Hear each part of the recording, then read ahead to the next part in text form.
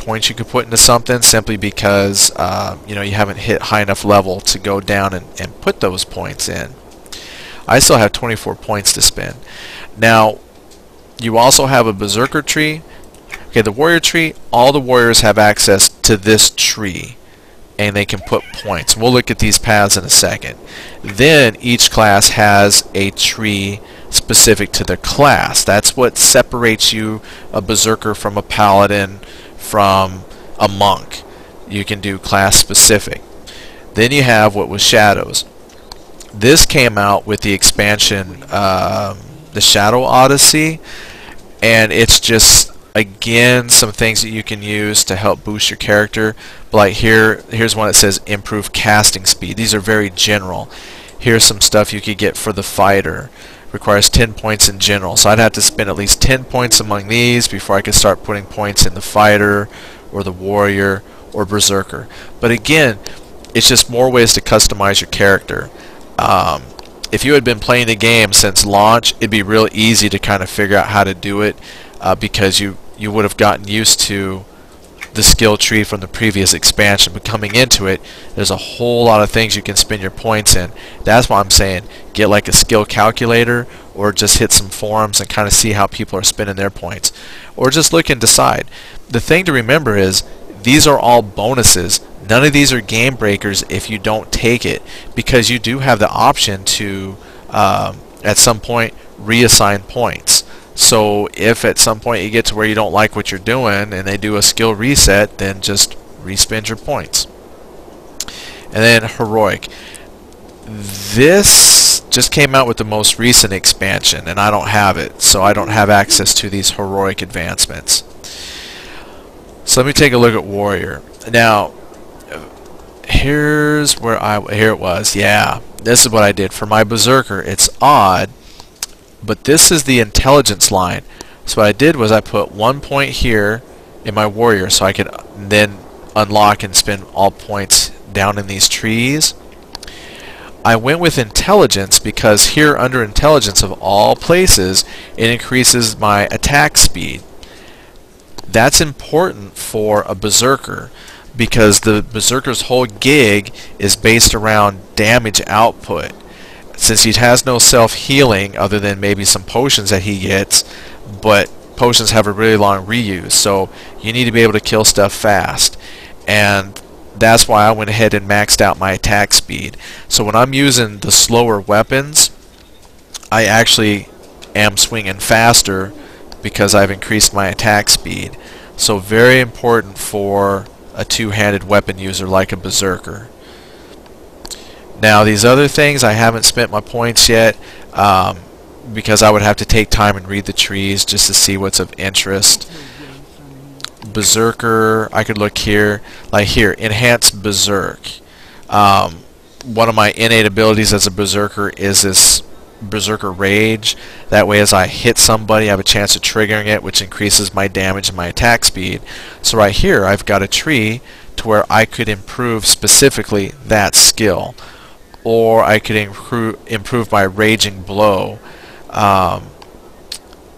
And then it has, you know, paths that you can build on from there.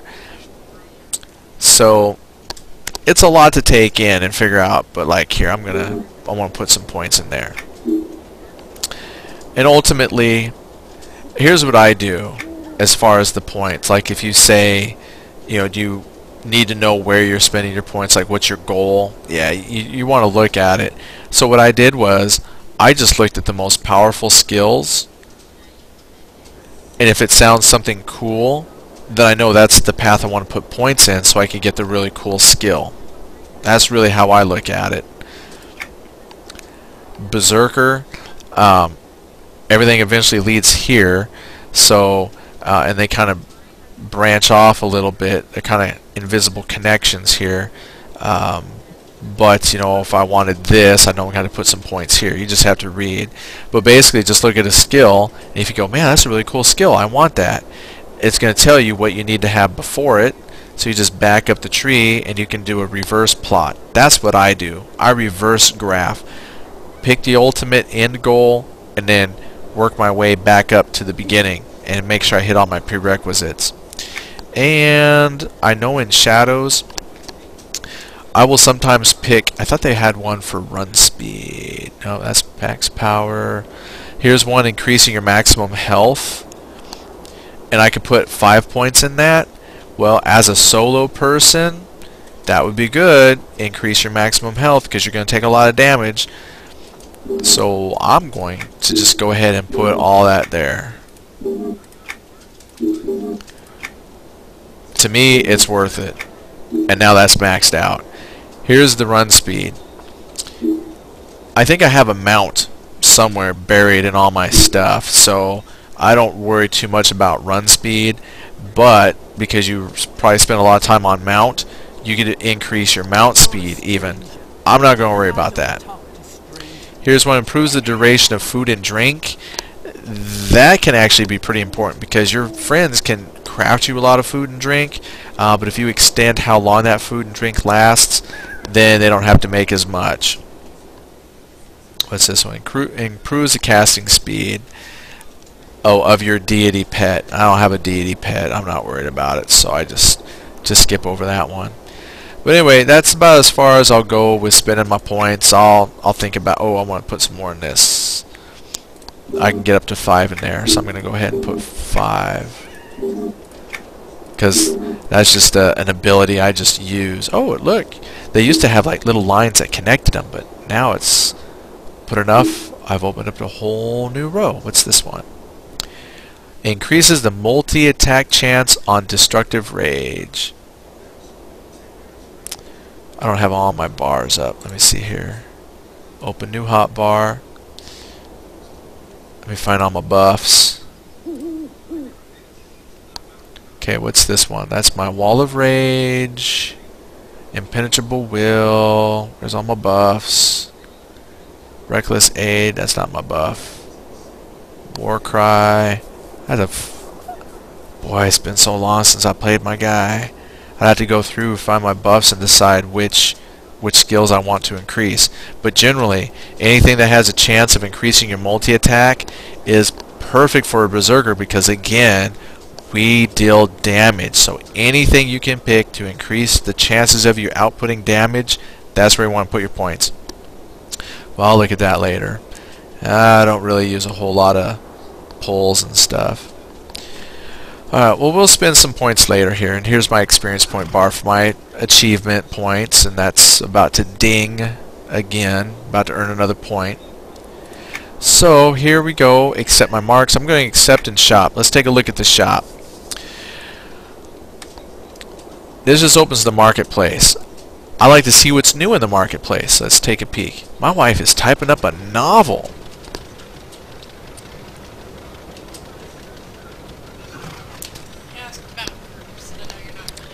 Let me do this for folks who are going to watch this recorded someday. You can pause the video. You can read what my wife has typed. As you can see, she typed a novel to answer this question. I'm glad she did that. So let me scroll up though, so you can catch the right around in here somewhere. All right. So if you watch this later, you can pause this and now read the wall of text. And then here you go. And now you can read it later. Alright, because there's no way I'm going to repeat all that, and you wouldn't have seen it otherwise. Hi, Tinsley. Okay, so here I am in the marketplace. I like to hit what's new. Circlet of arrow rosy roses. Here, let's pull the dressing room up. Look at that. Little circlet of roses. How's that? That's hot. Okay. Here's a cloak of the beloved. That's not gonna fit. He's not really a touchy-feely kind of guy. I mean, look at that. You're gonna get poked. Here's a Defender's Appearance bundle pack. Oh, look at that. I mean, that's not bad. Or here's an Earth-Ruined Weapon home display crate. It's not gonna let me show all those individual weapons, but for $1, ooh, okay, look, that's 100 station coins. For $1, you can get a whole bunch of weapons to put on display in your house. The Circlet of Roses is $4. This Cloak of the Beloved, $5. Now, prices are subject to change. That's what it is right this second. If it goes on sale or whatever, it might be different when you go to buy. But that's what it is right now. This, what I'm wearing, that's a $13. This sword, this doesn't have stats. It's just simply a cosmetic appearance. But that's $5. Let's see if I can widen it a little bit. So that's a $5 sword. And High Elf Heritage Armor. Okay, this is stuff we looked at before. But this is $17.50 for this armor. Not digging it. Loyal Wolf Pup plushie. Okay, yeah, we've hit this stuff. This is stuff we looked at. So really, the things that are new is this Circlet of Aerolisi, Cloak of the Beloved, Defender's Appearance Bundle Pack. And even that's suspicious because maybe the cloak with it is new. But I've seen this armor. In fact, let's check out real quick. Well, you can even see what's on sale. I'm not too worried about that right now. What I want to see, maybe it's under appearance items. Armor sets. Plate. One of these sets they already have. Maybe they just had it on front as a sale. Ooh, Lucanic Ceremonial Armor Crate. Let's just take a peek. Ooh.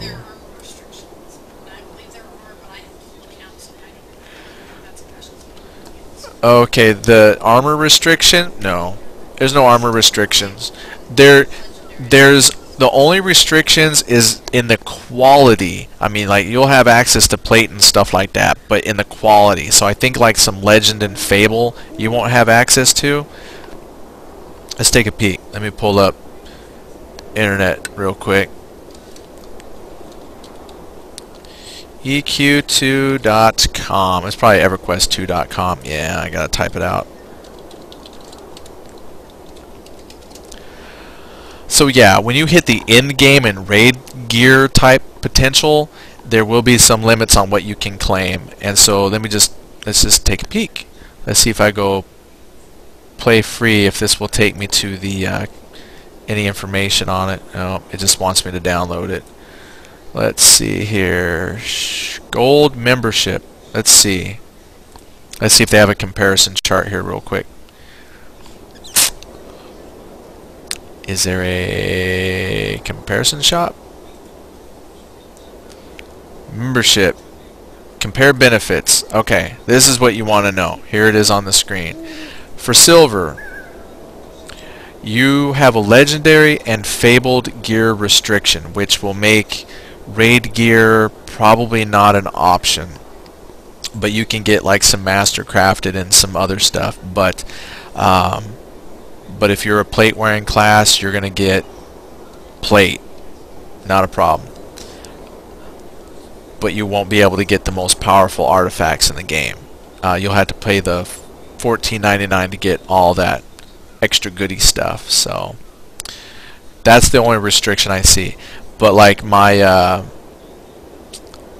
let's see, where's my EverQuest?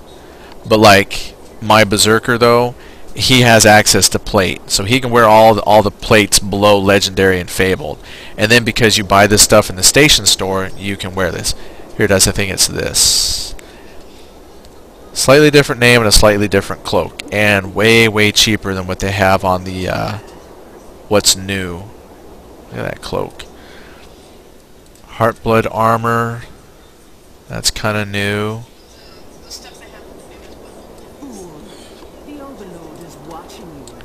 Gold Thrace. Let me get rid of that silly cloak there.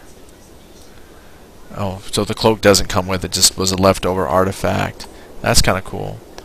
Flesh Wound Plate Mail. Now this one looks very much like mid-European, Middle Ages kind of a thing. Crusader's Argent. I don't think I've seen that before.